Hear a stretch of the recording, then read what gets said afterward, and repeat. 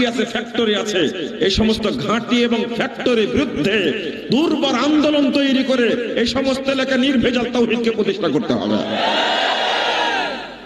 না হলে আল্লাহর কাছে জবাব দিতে পারবেন না কিয়ামতের মাঠে। জবাব দেওয়ার কোনো সুযোগ থাকবে না। বুঝেছেন যেটা, দাওয়াত যেটা পেয়েছেন, ওটা বাস্তবায়ন করতে হবে ইনশাআল্লাহ। বলুন। আমি আপনাদের একটা হাদিস শোনাবো। নিঃসন্দেহে আপনারা নেকির উদ্দেশ্যে এখানে এসেছেন। তাবরানী আওসাত 1556 নম্বর একটা হাদিস। মুহাম্মদ সাল্লাল্লাহু আলাইহি ওয়াসাল্লাম বলছেন, মা জালাসা কওমুন ইয়াযকুরুন আল্লাহ, কিছু মানুষ যখন এক জায়গায় বসে